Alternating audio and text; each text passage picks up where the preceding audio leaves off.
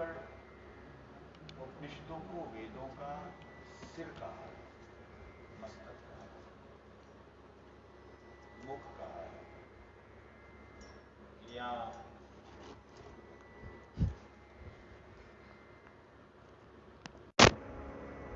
शिरोभाग कहा है। मतलब वेद जो हैं कैसे दिखते हैं, व्यक्ति कैसा दिखता है, व्यक्ति की पहचान व्यक्ति के चेहरे से होती है। तो वेद का अंश है उपनिषद।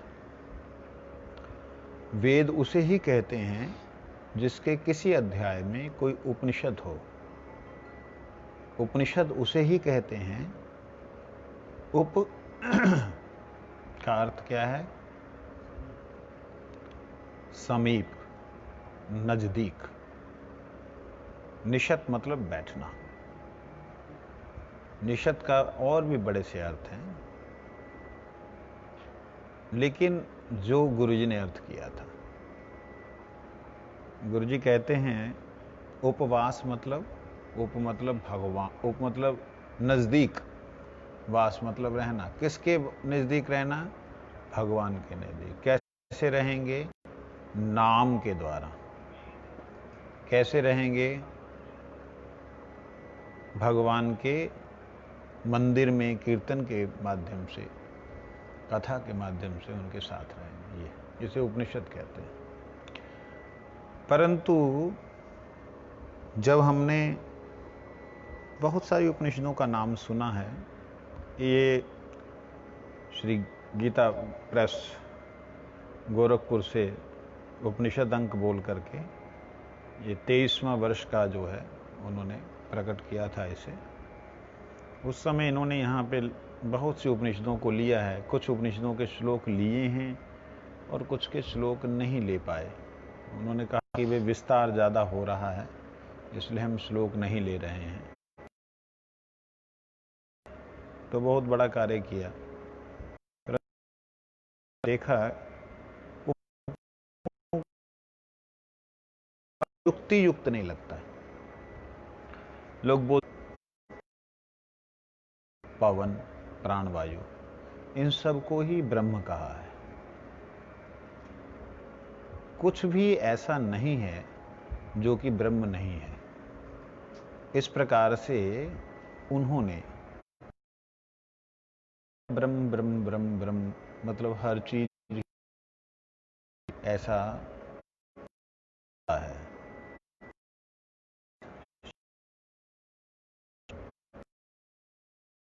लोग पढ़ने लगे तो बड़ा कि यहाँ पे ब्रह्म की करने वाले अपने आप को ब्रह्म नहीं मान रहे। उससे पहले की उपनिषद हमने कौन सी? ऐत्रेय उपनिषद। ऐत्रेय उपनिषद उसके अंदर बताया कि जो कह रहे हैं कि ये ब्रह्म है, वो ब्रह्म है, ये ब्रह्म है, तो बात छोड़ ही दीजिए। देव हैं, अधिक नहीं जी अग्नि के कारण सृष्टि हो रही है, नहीं जी पृथ्वी के कारण सृष्टि हो रही है। जितना छोड़ ही दीजिए, इनके जो मालिक हैं, जो इनके मूर्तियां हैं जिनसे ये हो रहा है, वो भी परात्पर ब्रह्म नहीं है, वो भी ईश्वर नहीं है। जब ये बात सुनाई पड़ी तब जाकर के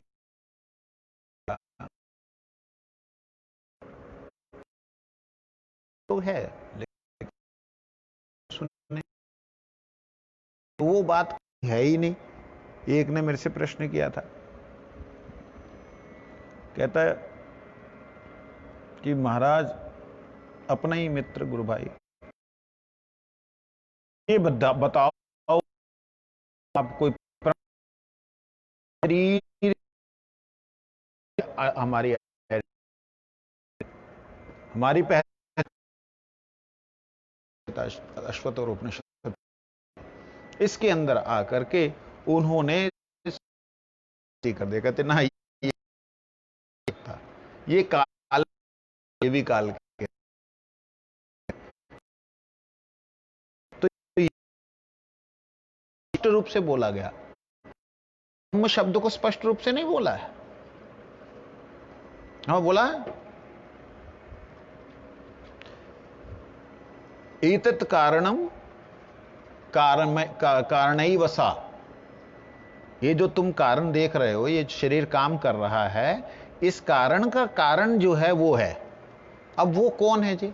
इस शरीर के चलने का कारण, ये शरीर चलता है जिनके कारण से वो है। अब वो का मतलब परमात्मा है, ब्रह्म है? नहीं, ये उसको जोड़ा गया, उसको जोड़ने के लिए, हाँ वो है। अच्छा वो तो मतलब वही हो गया, लेकिन बाद में उसको समझ में, उसको समझाया गया इन्हीं उपनिषदों के अंदर, कहीं वो तो मन है, क्योंकि मन के बिना शरीर नहीं, इंद्रियां नहीं काम करती। ऐसे धीरे धीरे धीरे धीरे उसको क्रम से उठाया गया है। तो इस प्रकार से आइडेंटिटी, अपनी अपनी पहचान को समझने के लिए पहले जीव को आत्म संयोज किया गया, उसको आत्म संयोजन उसका किया गया, बहिर्मुख से अंतर्मुख किया गया। पहले बहिर्मुख था, अब उसको अंतर्मुक्त किया, भुक्त किया गया है, अंतर्मुख किया गया है। अब अंतर्मुख होकर के जब वो चिंतन लगता है कि क्या ये है, तो उसे बताया नहीं ये नहीं। क्या मैं हूं जो हूं आत्मा? वो ये इस श्वेता अश्वत्थर उपनिषद के अंदर हमें यहां पे बोल रहे हैं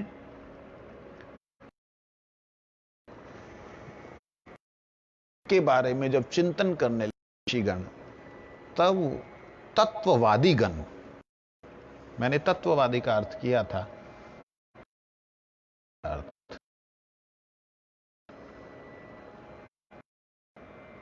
याद है? नहीं याद? नहीं। तत्ववादी किसे कहा था? नहीं। तत्ववादी किसे कहा था? जो तत्व के बारे में वाद करे, वाद मतलब वार्तालाप, उसे तत्ववादी कहते हैं। और जो तत्व को जानता है उसे तत्वज्ञ कहते हैं, ठीक है? जहां उसे तत्वविद कहते हैं। तत्वविद होता है जिसे अनुभव हो जाता है। आप लोग अभी, हम लोग जो हैं वादी हैं, हम भक्तिवादी हैं, हम भक्ति में प्रतिष्ठित भक्त नहीं हैं, हम भक्तिवादी हैं। भक्ति का वाद कर रहे हैं, संवाद कर रहे हैं। ये चीज समझने वाली है। तो ये तत्ववादी गण थे, इन्होंने, तत्ववादी गणों ने तत्वविद, तत्ववादियों ने किनसे प्रश्न किया? तत्वविदों से। अब तत्वविदों ने कहा कि बात तो आपने सही कही है, लेकिन चलिए हम सब ध्यान करते हैं। उन तत्ववादियों के साथ तत्वविद व्यक्तियों ने, महापुरुषों ने जब ध्यान किया, ध्यान करने के बाद तब उन्होंने देखा, ओ हो, ये सृष्टि अनंत, ये तो चक्र की तरह दिखाई दे रही है। इसके अंदर तो ये जो है मूल है इसकी, ये फलाना है ढिकाना। उनको वो ब्रह्म प्रकाश पुंज दिखाई दिया, और उस ब्रह्म के द्वारा संचालित एक चक्रमय सृष्टि दिखलाई दी। अरे अत्यद्भुत। अच्छा, किसी को बोल नहीं रहे हैं कि मैंने ये देख रहा हूं, मैं देख रहा हूं, नहीं बोल रहे, देख रहे हैं, बोल नहीं रहे, क्योंकि बोलने का उस वक्त वो नहीं होता है। जब अनुभव हो रहा होता है तब आपके पास बोलने का समर्थ नहीं होता है। अनुभव तो अनुभव है। जब आप रसगुल्ला खा रहे हो तो भाई रसगुल्ला खा रहे हो, खाने के बाद ही बताओगे कैसा मीठा था। तो ये आत्मानुभव है। दर्शन करने के बाद में तब उन्होंने आपस में चर्चा की, क्या देखा? तब आपस में बोलने लगे, मैंने ऐसा देखा। उन्होंने कहा मैंने नदी की तरह देखा। तो दोनों बातें सत्य थी, कैसे सत्य थी, उन सब की हमने चर्चा कर ली है। आज वो कह रहे हैं उद्गीतम एतत् परम तू ब्रह्म तस्मिन् सुप्रतिष्ठाक्षरम च अत्रांतर ब्रह्मविदो विदित्वा लीना ब्रह्मणि तत्परा योनि मुक्ता। जिनकी महिमा का वेदों में गान किया गया है। यद उद्गीता, उद्गीत मतलब वेद वर्णिता, परमम ब्रह्म, पर ब्रह्म की बात हो रही है यहां। ब्रह्म की बात, ब्रह्म और पर ब्रह्म में क्या अंतर है आप बताएंगे फटाफट, आप बोलिए। नहीं आता तो सिर हिला दीजिए, टाइम ना बर्बाद करें। ब्रह्म और पर ब्रह्म में अंतर। हाँ जी, ब्रह्म पर ब्रह्म में अंतर। हाँ जी, पर ब्रह्म जो है भगवान है, कान से जो है ब्रह्म है। ब्रह्म कहते पर ब्रह्म जो है, भगवान शब्द उन्होंने कहा, और ब्रह्म जो है वो प्रकाश है। जो पर ब्रह्म, मोटे मोटे शब्दों में ब्रह्म के लिए, यहां पे ये बल्लभ,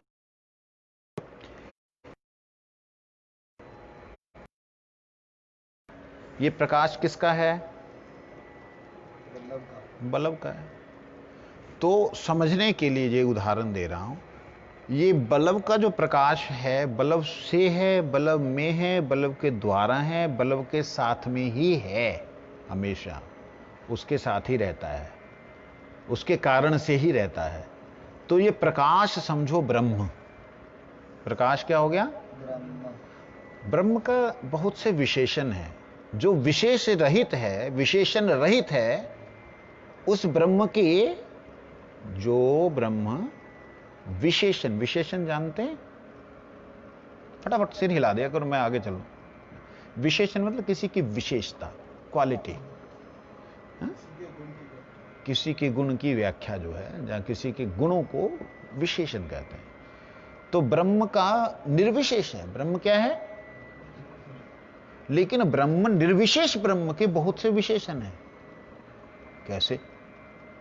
जिस ब्रह्म को निर्विशेष कहा, उसी ब्रह्म को कहा कि इनसे सब कुछ हो रहा है। यतो वा इमानि भूतानि जायन्ते, सारे जीव इससे ही प्रकट हो रहे हैं। तो भाई ये तो विशेषता है कि नहीं है? तो उसे निर्विशेष क्यों कह दिया? निर्विशेष इसलिए कहा क्योंकि उसके अंदर हमारे जैसी कोई विशेषता नहीं कि आज है कल नहीं है। ऐसा नहीं। आज शरीर है कल नहीं है। आज जितनी विशेषताएं देख रहे हैं सारे शरीर की देख रहे हैं। कल ये शरीर नहीं रहेगा तो इसकी विशेषताएं भी। लेकिन ब्रह्म की ऐसा नहीं है। ब्रह्म का तो हमेशा है। गुरु जी कई बार बोलते थे, कहते जो निर्विशेष है, जो निर्विकार है, वो किस प्रकार से उत्पत्ति, स्थिति और लय का कारण हो सकता है। इसका मतलब उसके अंदर 3 क्रियाएं हैं, निष्क्रिय कैसे हो सकता है? ऐसे करें गुरु जी अपना। जब भगवान को निराकार है ऐसा बोल करके कोई प्रतिष्ठित करता था, गुरु जी अपनी गर्जना जो है, सिंह की तरह गर्जना गुरु जी की थी। मेरा ख्याल प्रणाम मंत्र में भी है ना कुछ ऐसा, मायावाद विखंडनम, आगे गुरुवान्य अनुकीर्तनम। तो वो उस समय मायावाद विखंडन के समय गुरु जी का आवेश हम लोग हमेशा देखते थे। तो जो भी है, मूल बात पे आते हैं। तो ब्रह्म का मतलब अब समझ में आया? निराकार। इसको बोलते हैं निर्विशेष ब्रह्म। ठीक है। अच्छा, इस रोशनी का कोई आकार तो है नहीं। अगर इससे निराकार बोला जा रहा है, गलत बोला जा रहा है।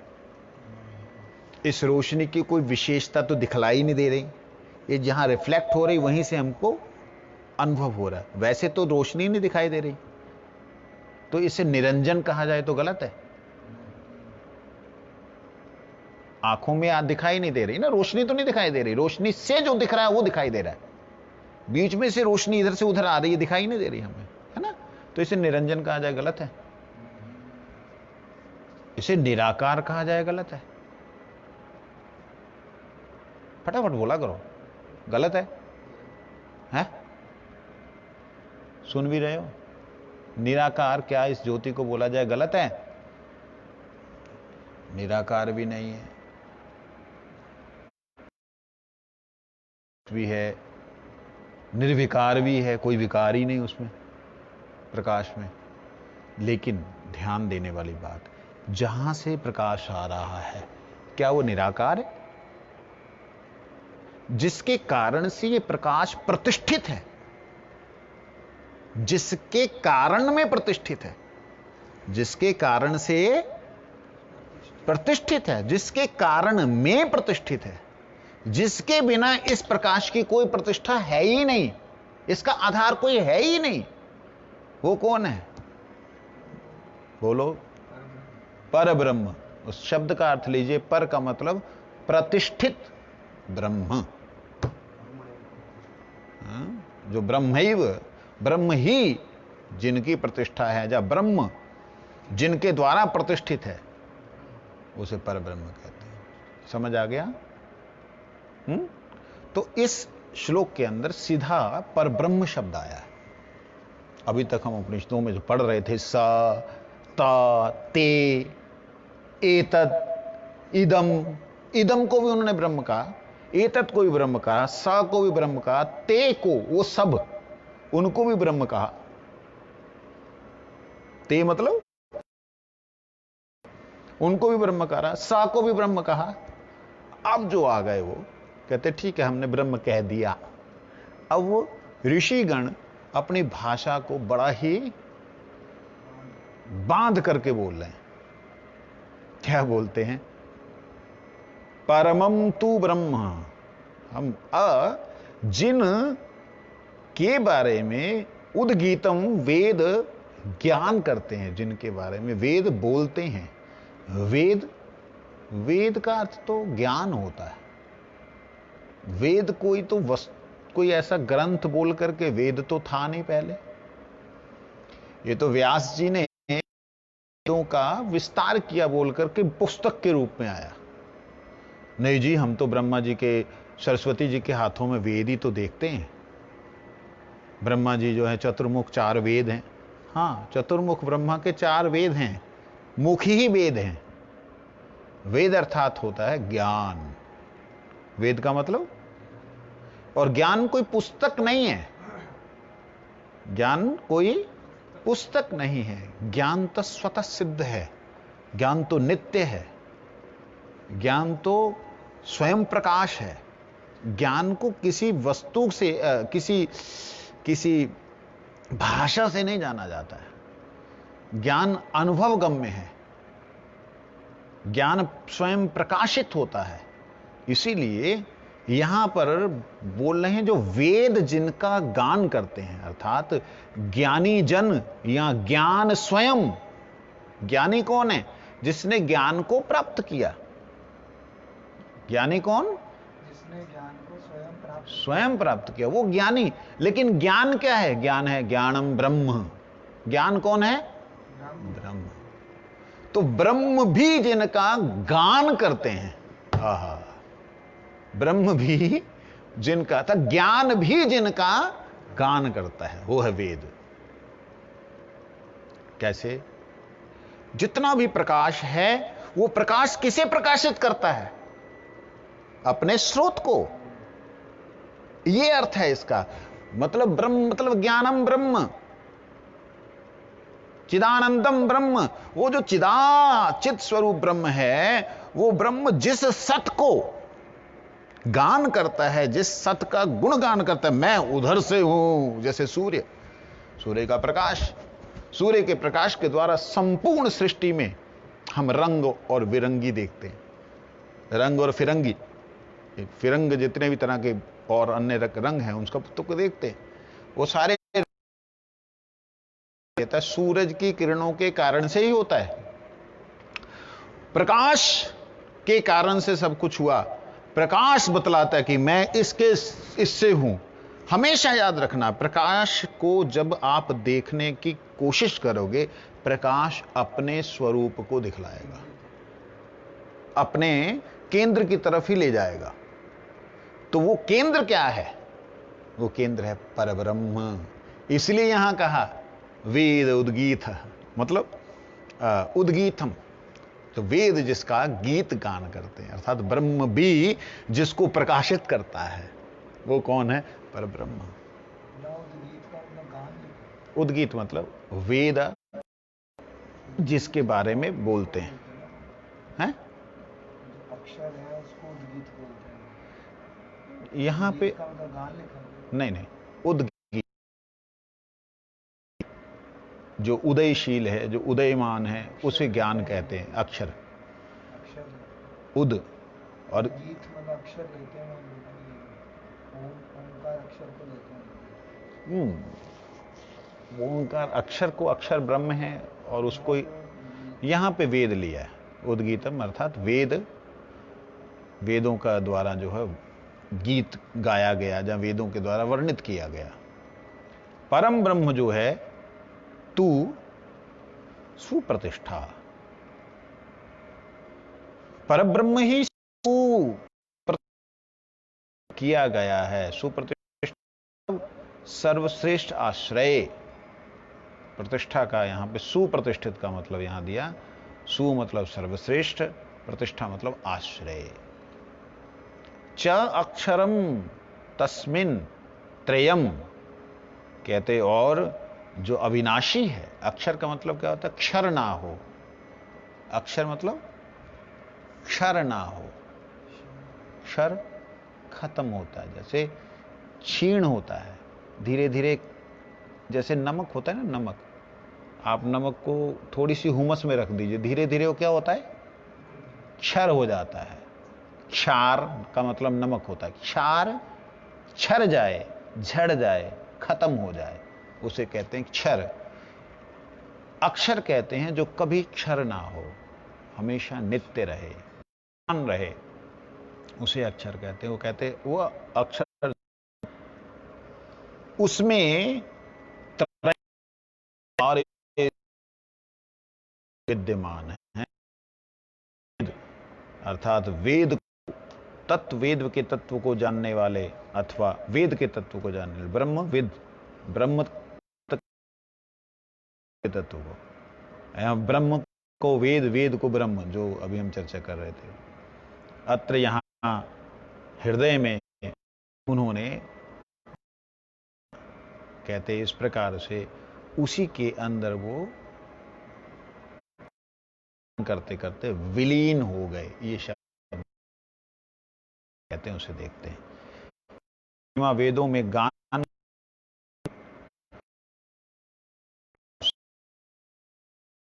उन्हीं में तीनों लोगों का समुदाय रूप समस्त विश्व स्थित है। वे ही ऊपर बताए हुए सबके प्रेरक, सबके प्रेरक, कभी नाश ना होने वाले अक्षर परम देव हैं। योग में स्थित वे शक्ति का दर्शन किया था। वे वेद के रहस्य को समझने वाले ऋषिगण,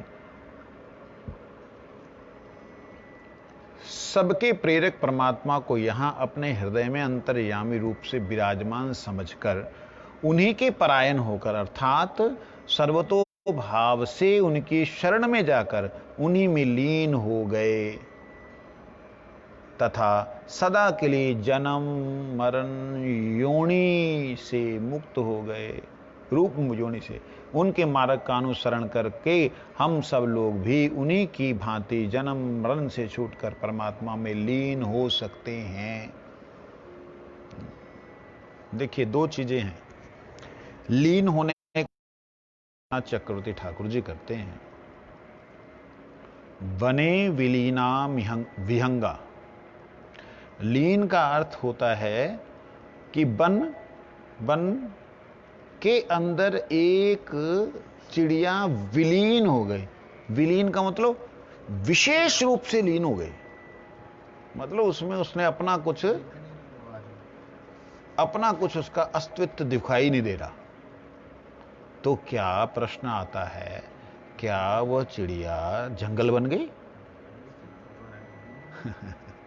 जंगल तो नहीं बन गई, जंगल के अंदर विलीन हुई, जंगल में विचरण है, जंगल का एक पार्ट बन गया। जंगल के अंदर विलीन हुई।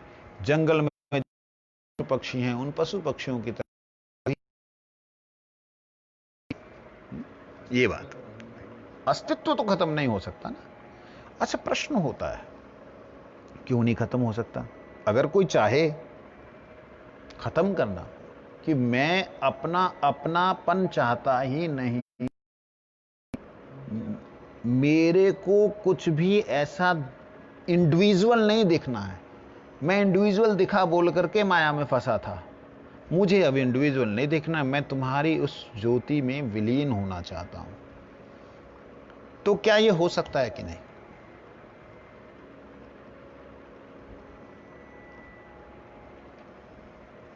याद शब्दों की तरफ थोड़ा ध्यान दें। ज्योति में विलीन होना चाहता हूं, ज्योति में है, नहीं हो सकता है, ज्योति में विलीन होना चाहता है। हो जाएगा, लेकिन अलग भी हो सकता है बाद में। नहीं, तब नहीं होगा। ज्योति जो आप बोल रहे हो, मैं ज्योति शब्द बोल रहा हूं, प्रकाश नहीं बोल रहा। ये प्रकाश अंश है। ब्रह्म ज्योति जो है, हाँ, उसके अंदर वो जो प्रकाश होता है, वो प्रकाश के अंदर ही तो वो कण होते हैं, तो प्रकाश एक ही मर्ज्ड नहीं होता, वो उसके अंदर कण होते हैं, तो वो विलीन होने का मतलब उस प्रकाश में दोबारा से अपनी स्थिति में नहीं, दोबारा से उस स्थिति में नहीं गया ना, जहां वो था वहां नहीं गया। वाली स्थिति कोई वो मैं दिखला रहा हूं। कोई लेयर, हाँ, वो दिखला रहा हूं। ये जो है परब्रह्म है।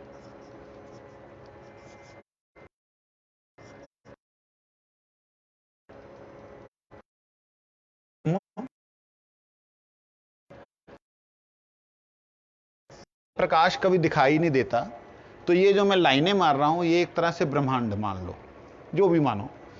ये जो प्रकाश निकलना, मानो उसका ये मार्जिनल एरिया है। मार्जिनल एरिया मतलब प्रकाश का तो कोई लिमिट नहीं है कि यहां तक जाना या यहां तक नहीं जाना, वो सर्वत्र जाता है, प्रकाश तो रोक नहीं सकता कोई। परंतु ये एक ऐसा अवस्था पर ये जाकर के घने होते हैं, परंतु ये लपटे नहीं बनते हैं, ये ज्योति नहीं बनते हैं, ये प्रकाश ज्योति से नहीं हुए। जो ज्योति से हुए वो, इस बात को ध्यान रखना, जो भगवान धाम के धाम से धाम है, वो कभी बाहर नहीं आ सकता, क्योंकि उसका आकर्षण ही, जैसे यहां से मैं पत्थर फेंकूंगा तो ये पत्थर बाहर नहीं जा सकता है, ये यहीं पे आकर्षण इतना है। लेकिन अगर यही पत्थर जो है मैं ले करके, मतलब कोई एक कण लेके मैं बाहर चला जाऊं, तब वो जा सकता है बाहर, कोई विमान में निकल जाऊं। वो तो आपको ब्रह्मांड जो आपने बनाए हैं, नहीं, ये बैकुंठ सब, सॉरी वैकुंठ जो बनाया एक राम का, पहले जो कुछ भी हो, कोई भी बैकुंठ ना, के टाइम पे आपने ये समझाया था कि इनके ईक्षण से वो मैं वो विषय नहीं ले रहा हूं, जी वो हम यहीं से रिलेट कर रहे हैं, सीधा सीधा इससे लेते हैं, ठीक है, मानव कृष्ण से ही ले लें। ठीक है, लेकिन अब ये जो आप बोले ज्योति में विलीन हो जाए, मैं जो कह रहा हूं उसको प्रकाश का अंश है। कौन? जीव। जीव किसका अंश तरफ जा सकती है, जाती भी है, ऐसा नहीं जाती, लेकिन यहां पे बात आ रही है कि अगर वो मुक्त हुई है तो मुक्त है ये ब्रह्मधाम, इसे ब्रह्मधाम कहते हैं, जो माया से ऊपर है। अगर तो वो मुक्त मात्र हुई है, ब्रह्मधाम तक पहुंची है, तब उसका 100% गिरने के पुनः चांसेस हैं, क्योंकि वह भगवान के धाम के मूल ओरे में, ज्योति में नहीं विलीन हुई है। जब वो ज्योति में विलीन हो जाती है, मानो समझने के लिए रजकण भगवान की सेवा कर सकती है, लेकिन मानो रजकण ही बन जाए, या रजकण से बाहर की अवस्था, प्रकाशमय अवस्था में, प्रकाश शब्द नहीं आएगा, मतलब तेजमय अवस्था में अगर कोई जीवात्मा पहुंच जाती जो अपना अस्तित्व नहीं चाहती है, उस जीवात्मा को परमात्मा परब्रह्म का एक मजबूरी है। ये यथा माम प्रपद्यन्ते तांस तथैव भजामि अहम। जो मेरा जैसा भजन करता है, जिस उद्देश्य से करता है, मैं उसको वैसा ही देता हूं। ये उनकी मजबूरी है। अगर वो चाहता है कि मैं जन्म मृत्यु के चक्कर में दोबारा ना पड़ूं, मैं आपके साथ में रहूं, मैं आपको चाहता हूं, मगर मैं आपसे इंडिविजुअल बिल्कुल ना रहूं, आपसे अलग मेरी कोई आइडेंटिटी ना हो। जिस प्रकार भगवान भक्त को अपना बाप भी बना लेते हैं, अपनी मां भी बना लेते हैं, जो कि हो नहीं सकता कोई।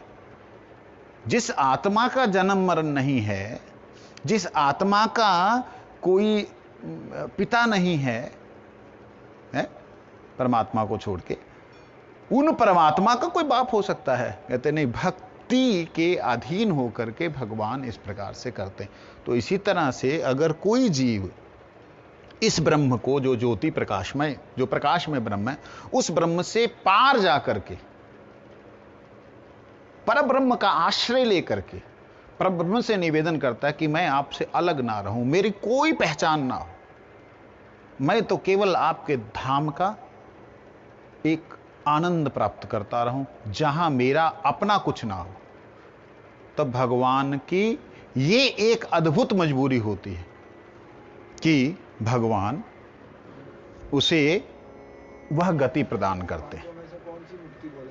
ये सायुज्य है, जिसको भक्त कभी नहीं चाहता।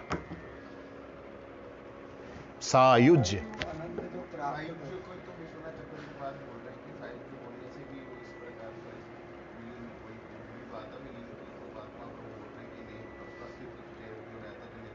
जी आप उसका जीव का जो नित्य जो स्वरूप है वो तो वहाँ पर खंड हो जाएगा। जो उसका वही बात जो है। तक का दस्ता लक्ष्य, जो उसका जो लक्षण है वो तो वहाँ पर समाप्त हो जाएगा। वहां पे जो भी तत्व है गोलोक धाम के अंदर, परब्रह्म के अंदर जो भी तत्व है ना, घना तत्व है। घना जानते ना, घन तत्व है। सत का मतलब ही होता है जहां घना हो गया है। चिद का मतलब जहां घन नहीं है। प्रकाश समझे? नहीं समझे? द्वारा समझो। ये चिद है, ये जो प्रकाश है परमात्मा का, ये क्या है? चिद। क्या है? ज्ञान मात्र। लेकिन यह ज्ञान मात्र तत्व जो है किसके कारण से? सत के कारण से। बात समझे? तो यही ज्ञान का जो कण बनता है, जो भी कण बनता है, वो क्या बन जाता है? सत। वो क्या अंश हो जाता है? सतांश, बलदेवांश। जीव किसका अंश है? बलदेव जी का अंश। तो बलदेव जी का अंश, वो घनत्व प्राप्त किया उसने। क्या प्राप्त किया?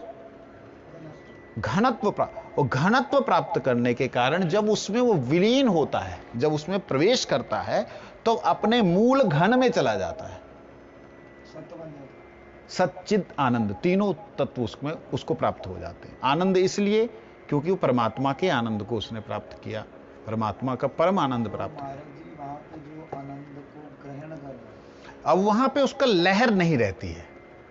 लहर मतलब प्राप्त करने वाला तो है ना। प्राप्त करने वाला था, प्राप्त करने वाले का यहां तक था, यहां तक था।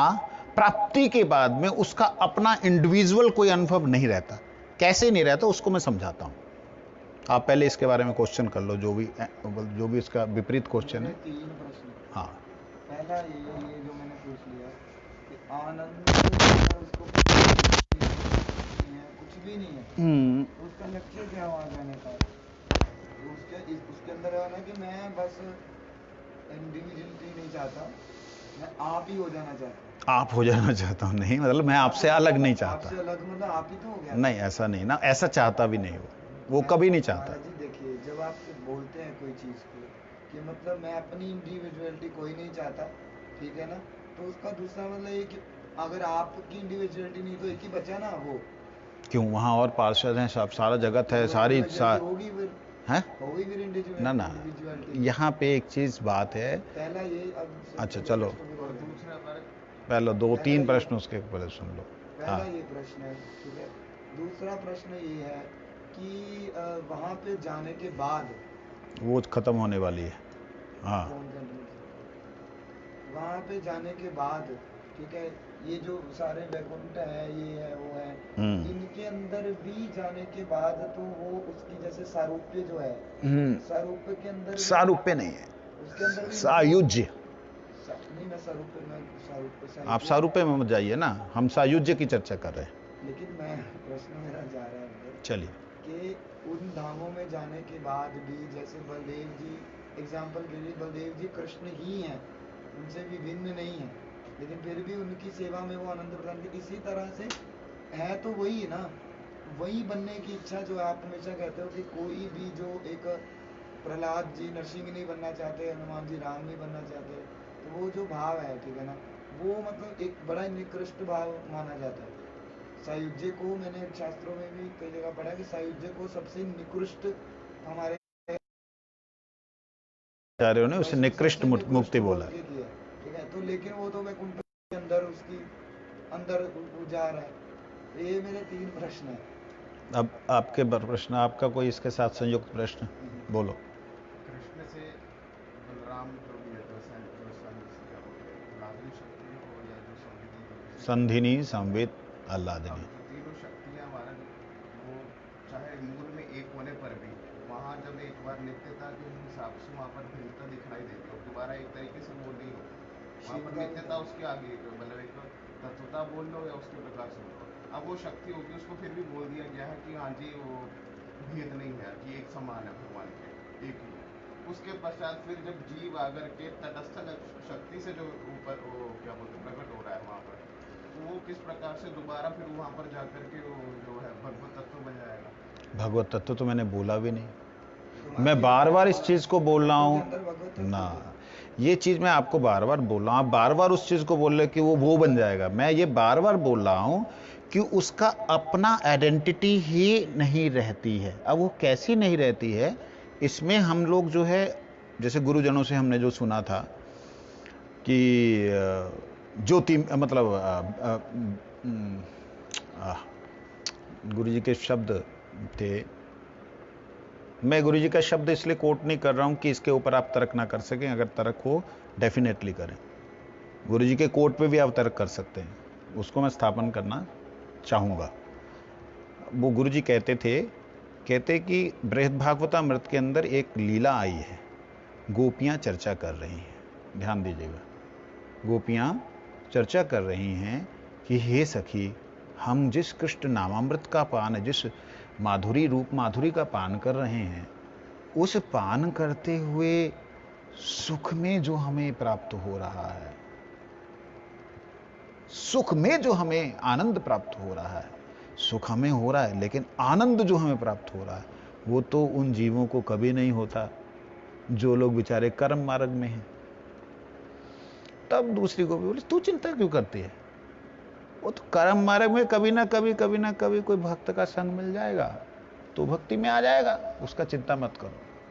फिर योग मार्ग की बात हुई, फिर ज्ञान मार्ग की बात हुई, ज्ञान मार्ग में फिर जाकर के ये बात हुई सायुज्य मुक्ति की। तब वो अपना जैसे सिर पीटते ना, इस प्रकार से गोपी कहते हाय हाय हाय हाय, सब जगह तो हो जाएगा, इसका कभी भी कुछ नहीं हो सकता। जो स्वयं, फिर गुरु जी वहां पे उदाहरण देते थे, अगर आपको याद हो प्रभु जी, कि पति बोला सेवा करो, हमारा सेवा करो, हमसे सेवा कराएगा, जाओ हम फांसी ले लेगा, आत्महत्या कर लिया, हम करेंगे नहीं, रहेगा ही नहीं।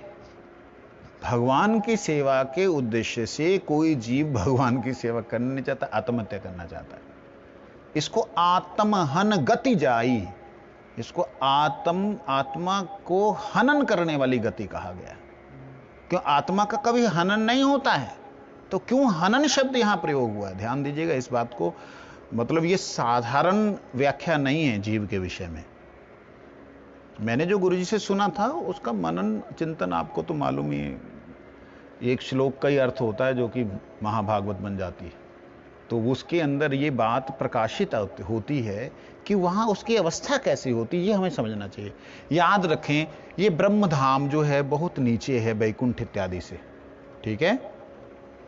ब्रह्मधाम नीचे है, ब्रह्मधाम से नीचे तटस्थ अवस्था है। तटस्थ अवस्था से नीचे हम लोग इस वक्त ब्रह्मांडों में भटक रहे हैं। कौन से ब्रह्मांड में, हमें कुछ नहीं पता।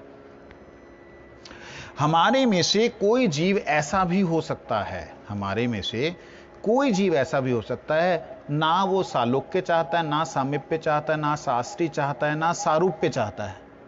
ना सालोक्य, ना सामीप्य, ना शास्त्री, ना सारूप्य, कुछ नहीं चाहता। वो चाहता मेरे को सायुज्य चाहिए, मैं आपसे जुड़ा रहूं बस, मेरा अपना अपना कुछ भी ना हो, अपना मेरे को कोई अनुभव ना हो, मैं आपसे अलग कभी ना हो। क्योंकि प्रकट वो किससे हुआ था? प्रकाश से। चाह किसको रहा है? प्रकाश के मूल को। लेकिन चाह किस भावना से रहा है? यह सबसे बड़ी बात है। वो उस परब्रह्म को चाह रहा है, वो ब्रह्म से नहीं चाह रहा है। बात समझिएगा। यहां उसकी प्रथम अवस्था भक्ति की आई है। वहां यहां पे वो भक्ति उत्तमा वाली नहीं है, भक्ति उच्चते वाली बात आई। भक्ति उच्चते और भक्ति उत्तमा, इन दोनों में अंतर है।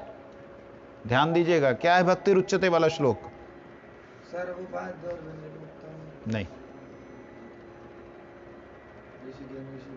ना, भक्ति उत्तमा है वो।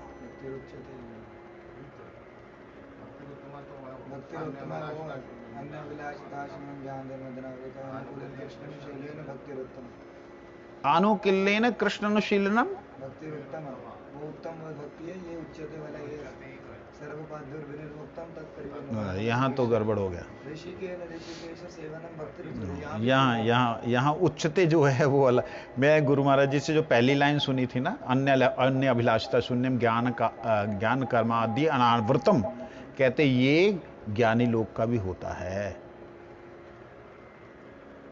ये ज्ञानी जो ज्ञान मार्ग के लोग हैं उनका भी हो सकता है, उनका भी होता है। अन्य अभिलाषा उनका कोई नहीं रहता है, वो निर्मल अवस्था में पहुंच जाते हैं। लेकिन निर्मल अवस्था में पहुंच के अनुकूल्यन कृष्णानुशीलन नहीं होगा तो भक्ति नहीं होगी। यहाँ पे गुरु महाराज से मैंने एक चीज सुनी है कि जब उन्होंने बोला कि अन्य अभिलाषिता सुनो, गुरु महाराज एग्जाम्पल देते हुए कहते हैं कि अगर मैं यहाँ पे 6 सेब रखूं और मैं आपको बोलूं कि अन्य सेब उठा लीजिए, तो हाँ वो एक रखिए ना, उसमें देखिए अन्य मतलब वहाँ पे अन्य अभिलाष बोलने में ये है कि एक अभिलाष को रखना है। अन्य अभिलाष, बाकी अभिलाषाओं को जब उन्होंने बोल दिया ना त्याग दो, तो एक को रखने के लिए भी बोले तभी बोले बाकी। वो रूप गोस्वामी पाद का उद्देश्य वही है, अनुकिल्येन कृष्णानुशीलनम, वो अभिलाषा उनकी है वहां पे। लेकिन गुरु महाराज जी एक बात बोल रहे हैं कि अन्य अभिलाषिता शून्यम ज्ञान का कर्म आदि अनावृतम, जो अनुकूल ना वो है ना, अरे जिसमें वो आता है, इससे और दूसरा श्लोक कौन सा था? हाँ, सर्व उपाधि विनिर्मुक्तम, ये वाली बात। सर्व उपाधि विनिर्मुक्तम, नॉट अन्य अभिलाषा, क्षमा करना, सर्व उपाधि विनिर्मुक्तम तक प्रत्येन निर्मलम, कहते ये अवस्था तो ज्ञानियों की भी होती है। ये गुरुजी ने बोला था, क्षमा करना मैंने वो श्लोक को इधर से उधर कर दिया। तो सर्व उपाधि विनिर्मुक्तम, विनिर्मुक्त, मुक्त नहीं, ज्ञानी भी हो सकता, ज्ञानी भी हो जाते हैं। हाँ, किसी भी उपाधि नहीं, मैं जीव हूं वो उपाधि नहीं, मैं ब्रह्म हूं ये उपाधि भी नहीं। संसार की उपाधियों की तो बात ही छोड़ दीजिए, ये गुरुजी ने नहीं बोला, ये मेरी अपनी व्याख्या है। सर्व उपाधि मतलब किसी भी तरह का कोई उपाधि नहीं, मैं जीव भी नहीं, मैं ब्रह्म भी नहीं। तो ये पहली लाइन का अर्थ। तत्प्रत्येन निर्मलम, निर्मल होता है, लेकिन गुरुजी कहते वो भक्ति नहीं है।